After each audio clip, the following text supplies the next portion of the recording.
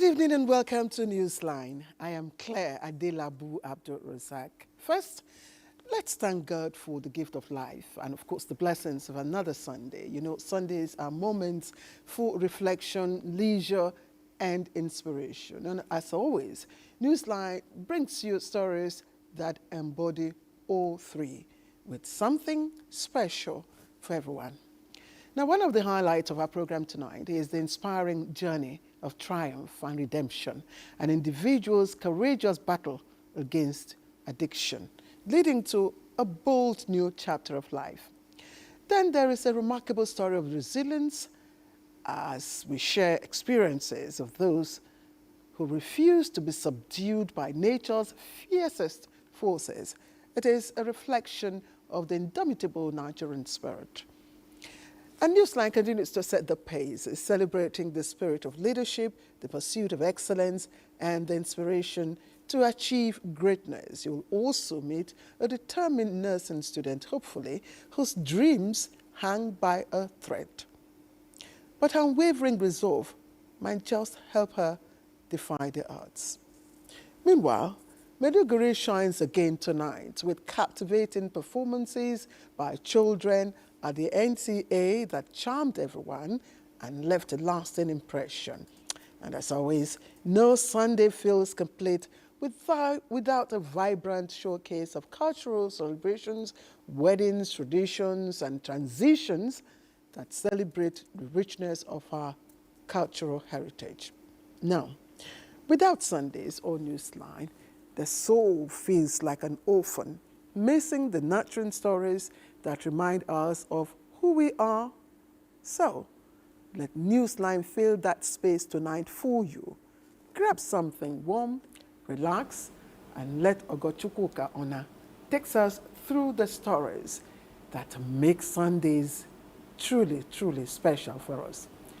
Ogochukwu, take it out. Thank you, Captain Claire. I like your headgear. Thank you.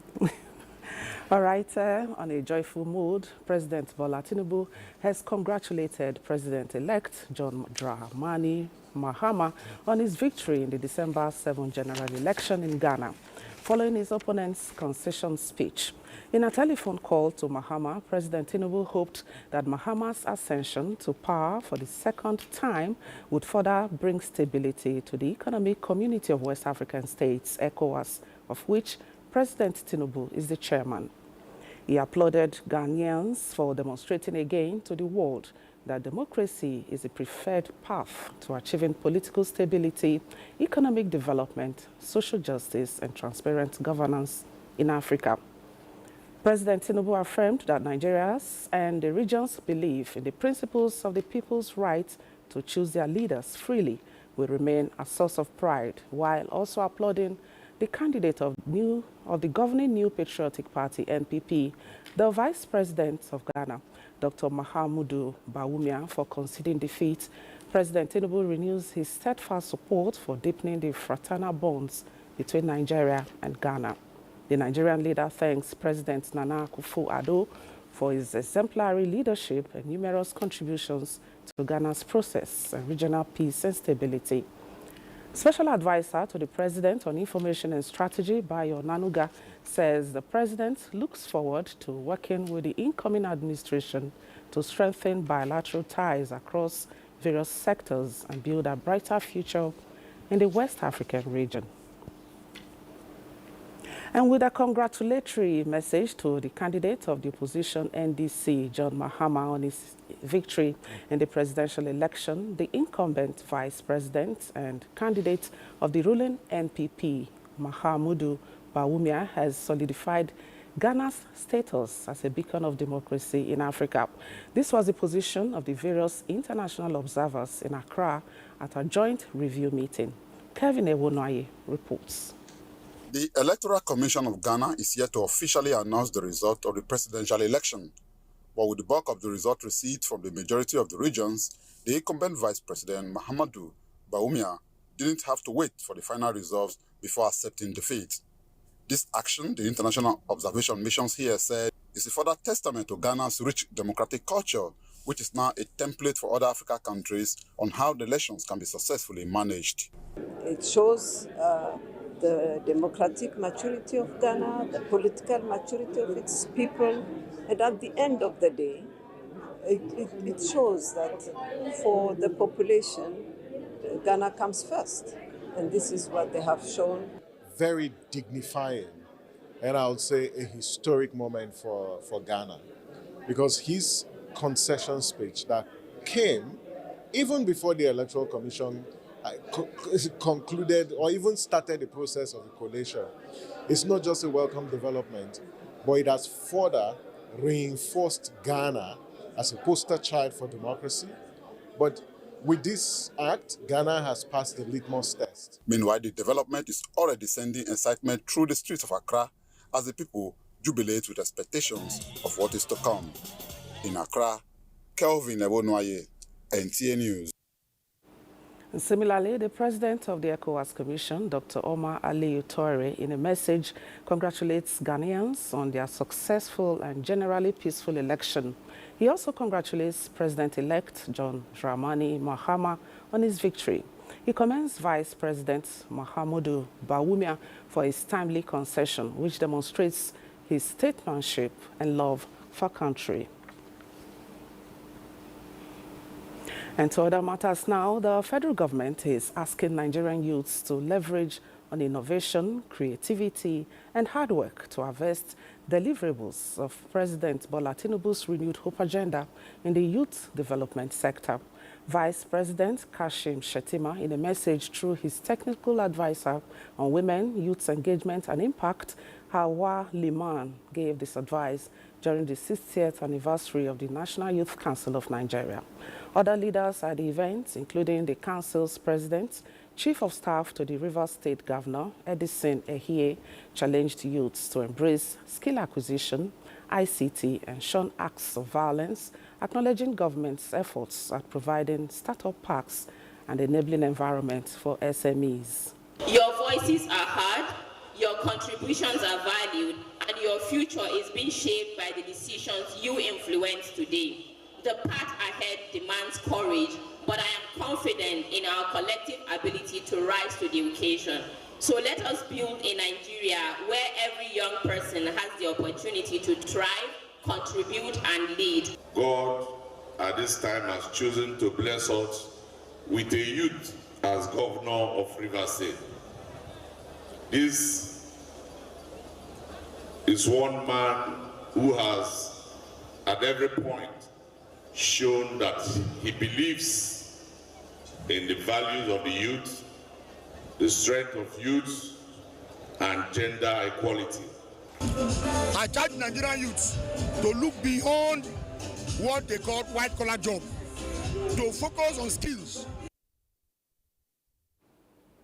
Coordinating Minister of Health and Social Welfare, Professor Muhammad Ali Pate, has met with his Qatari counterparts, Minister of Public Health Mansour Al-Mahmoud, and agreed to a bilateral framework for an agreement to enhance Nigeria's healthcare ecosystem. The coordinating minister held a critical meeting alongside other engagements with the multi-billion-dollar Qatar Fund for Development and Qatar Charities on the sidelines of the Doha Forum in Doha, Qatar on Sunday. Conversations with the Qatar Charities, and we agreed to collaborate in terms of medical outreaches and considering the expansion of the Vulnerable Groups Fund so that we protect our mothers from obstetric complications, cesarean section, and the affordability of that, consistent with the policy direction of our government to make sure that women do not die because they cannot afford the critical services that they need. Over 5 million naira worth of prizes and cash were given out at the Good Mama's Day Out campaign organized by Eco Supreme Resource Nigeria Limited in Ilorin over the weekend. Head of Marketing, Toyin Denia, explained that the campaign was to reaffirm the brand's commitment and connect with customers at the grassroots. This time at Agboba in Ilorin, Kwara State. Shola Wahid captured the sight and sound of the event. As brand, after successfully connecting with retailers in the country, is out again in the Good Mama's Day Out neighborhood campaign, bringing fun, excitement, and rewards to the people who participated and competed in various fashion categories. In the Good Mama's wash demo, participants demonstrated the effectiveness of Good Mama detergent that is fabrics friendly, removes stains, and has impressive fragrance. The fashion show included the best dressed, best head ties, and the best catwalk. The excited participants took part without age barriers.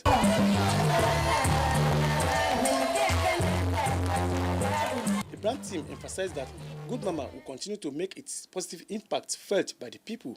So it is time to bring it to the neighborhood and spread it all around and own it as our way of, carrying customers along. That is all about what we are doing today. And then for what you have to see next, Good Mama is going to go viral in terms of fashion show. The game period was a delight to the crowd. The event also featured a raffle draw segment where irons and pressing iron stands were won, while the overall winner got a brand new washing machine. I want to say a big thank you to Good Mama for giving me these great opportunities today. I'm so happy. A big thank you to them. I'm so excited for winning the prize that Good Mama gave me today. I'm so excited. They should continue their production. Everything is very much okay. I really appreciate them for, even the soap is very much okay, and I encourage them to continue. Overall winners and their first and second runners-up received 70,000 naira, 50,000 naira, and 30,000 naira accordingly. Launched in 2009, Good Mama has earned a reputation as one of Nigeria's leading detergent brands by delivering quality products with price affordability. In Ilorin, Shola Wahid, NTA News. Bida Old Students Association is reinvigorating its commitment to give back to the alma mater that shaped their lives positively by forming strategic alliance to improve on infrastructure at the institution and enhance academic performance of students. This was the thrust of the 2024 annual general meeting of the association, which also coincided with the second anniversary of the present executives of the association in Minna. Hussein Amusa reports. Bida Old Students Association's annual general meeting seeks to strengthen and sustain its role in providing financial support and networking to surmount challenges of infrastructural deficit in their alma mater to enhance conducive learning environment for the younger generation, noting the current state of its dilapidation and how efforts must be geared towards restoring the lost glory of Government College Bida. It is sad that a school like Bida Government College has to be riding cap in hand to beg government to give money to ride it. We are influential enough. This meeting has been able to integrate all assistances, both from board members, eminent personalities. This kind of meeting is attracting and bringing us back to the history of the college. The event, which featured a paper presentation on the role of the association in the development of the school, was climaxed with the presentation of awards to members recognized for their contributions to the school and the Bida Old Students Association. In Minna, Hussein Musa, NTA News. And from Damaturu comes a report that 5 days after fire disaster destroyed many shops at a market in Damaturu in Yobe State, another fire incident has occurred in Gashua Town, headquarters of Badi local government area. More than 40 shops were said to be affected at the market, which is located opposite the main market in the town. The affected market is popularly referred to as Kaya Kaya Market, in reference to the bustling and hustling nature of transactions there. The fire started in the night from a nearby residential building close to the market and spread to the shops. Intervention by firefighters helped in putting out the fire, and this helped in containing it from affecting the main market. No life was lost, but property worth millions of naira were destroyed. Operatives of the National Drug Law Enforcement Agency, NDLEA, have arrested a suspected drug trafficker who claims to be an engineer while attempting to take delivery of illicit consignments concealed in pressure machines imported from South Africa. This is among a large quantity of different types of illicit substances recovered from other suspects, including a 65-year-old woman. Sawa Khalil Ibrahim's report is here presented. The 42-year-old man was arrested on Monday, 2nd December 2024 at a motor park in Enugu, where he showed up to collect 3 units of pressure machine. Inside were hidden parcels of loud, a synthetic strain of cannabis weighing 7.40 kilograms.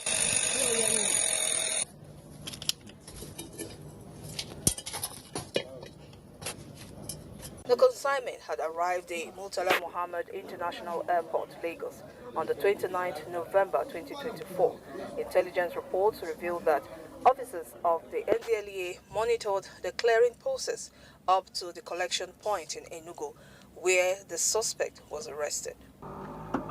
No fewer than 511,000 pills of tramadol were recovered from a Sienna vehicle in Adamawa State by NDLEA operators on patrol along the road in the early hours of Friday, 6 December. The occupants of the vehicle had made a detour on sighting the NDLEA team and later abandoned the vehicle with the consignments. In Lagos, a 65-year-old woman was on Friday, 6 December arrested by NDLEA operatives at Lagos Island, where 20.6 liters of codeine-based syrup were recovered from her. This arrest, NDLEA says, it is in line with its target to fighting drug supply and reduction in the country. The National Agency for the Prohibition of Trafficking in Persons, NAPTIP, in collaboration with Davatop Center for Africa Development, launched a mobile application that aids in reporting cases of abuse and trafficking. The app, Tokam, was launched in Abuja and is designed to assist NAPTIP and other security agencies in tracking reported cases of trafficking within and outside the country. Tokam app empowers individuals and organizations to use technology to advance human rights, ensuring accountability and transparency. This year, 2024, we have received over 361 cases of abuses reported on the Tokam app, and out of that, 83 cases have been successfully resolved in partnership with NAPTIP and other human rights. Enjoins NAPTIP to establish coordinated preventive and regulatory strategy that will enhance the agency's performance towards the eradication of trafficking in persons. NAPTIP and other stakeholders pledged to ensure that the public is sensitized about the significance of the Tokam app across various communities in the country. The regime in Syria has been toppled with reactions worldwide, and Somali migrants return to Mogadishu and reunite with their families. Kulu Mohammed brings us details of these and other stories on Global Update. Syrians in different cities around the world react to the change of control and leadership of the nation of Syria.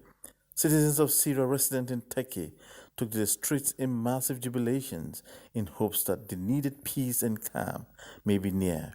As a few say, their joy is the fact that they may be able to begin to prepare to return home after years of uncertainty. Meanwhile, the whereabouts of the toppled leader Assad is not known. Some believe he is out of the country. A few others say he is lurking somewhere within, as he may not be readily accepted for asylum so soon. And in Somalia, the migrants were rescued after the 2 boats they were traveling in capsized off the coast of Madagascar, leaving 25 people dead. There were emotional scenes at the airport as the survivors were reunited with their families. The group had been at sea for nearly a month, hoping to reach the French island territory of Mayotte, some 1,600 kilometers away. Reports say unemployment, poverty, and drought in Horn of Africa is forcing many young Somalis to undertake the dangerous journey to Mayotte in the hope of reaching Europe for a better life. In other news, a deadly crash in Côte d'Ivoire involving 2 minibuses had claimed at least 26 lives and left 28 others injured. The collision took place in a village in the country's west central region. Local media shared harrowing footage of vehicles engulfed in the flames. Kolo Muhammad, NTA News. And we're now joined by the Adeleye for Sports Update. Many thanks. Let's begin with sports medicine. And of course, the tragic death of Samuel Okwaraji in 1989 remains a powerful reminder of the need for improved athlete safety. A promising footballer lost on the field, his story underscores the importance of sports medicine. As the Nigeria Association of Sports Medicine marks its 30th anniversary, the body says it's renewing its commitment to safeguarding athletes, promoting fitness, and preventing avoidable tragedies through awareness and action. In following best practices and international guidelines approach to organizing medical services for elite athletes and recreational athletes, particularly the elite athletes who are registered with the various sports federations in Nigeria. The sports federation should have on their board the Nigerian Association of Sports Medicine as one of the structure. In all the national federations, the Olympic sports and even the non-Olympic sport, that we have NASMED there, because they are looking after the athlete. They're supposed to look after the athlete very well. And this seminar that they are going to hold, it is so important because it will create an impact all over the country. A lot is happening in sport nowadays. Apart from the medical, you also have the doping issue, so that psychological preparation of athletes. To the Nigeria Premier Football League now, as Remo Stars returned to the summit on Sunday after recording a 2-0 win over Okanemi Warriors of Maiduguri in Ikene in their matchday 16 clash, with former leaders Rivers United losing away to Rangers International in Enugu. In other results, Ikorodu City's unbeaten run came to an end against Bayelsa United with a 1-0 loss. Kano Pillars beat Katsina United 1-0, while Abia Warriors beat Niger Tornadoes 2-0. The last matchday 16 game between Akwa United and Bendel Insurance comes up on Monday evening. And of course, Eyimba International came from 2 goals down to draw 2-2 with Zamalek in their second group match of the CAF Confederation Cup. And of course, that was played at the Goswell Akpabio International Stadium on Sunday. And of course, Ifeanyi Mekwele got the first goal for the People's Elephants before Chinedu Ferre netted the equalizer. Further attempts to win failed as both teams settled for a share of the spoils. Very much. He was a central midfielder in the opening period. He's jumped into. There's a central defender. That's a lovely layoff, and that takes a deflection, and then Yimba have drawn level. The People's Elephant have charged back into this game. They look down and out as hard. Eyimba are now third in Group D with just a point from 2 games. Moving on, Chelsea came from 2 goals down to win 4-3 at London rivals Tottenham in the English Premier League to close the gap on leaders Liverpool to 4 points. It is now 4 wins in a row in the league for Chelsea, while Spurs, who have blown a 2-goal lead for the second time this season, are now 11th in the league. Elsewhere, Arsenal had to settle for a 1-0 draw at Fulham, despite scoring yet another corner as the Gunners missed the chance to close the gap to Premier League leaders Liverpool to 4 points. Jamie Vardy inspired a late Leicester comeback as they came from 2 goals down to draw 2-2 with Brighton and Hove Albion, while Bournemouth netted twice to deny Ipswich Town a first home win of the season as Dango Kotara's 95th minute winner stole a 2-1 win for Brighton. And that's our beat when it comes to sports. And of course, I can still see that it's quite interesting here, especially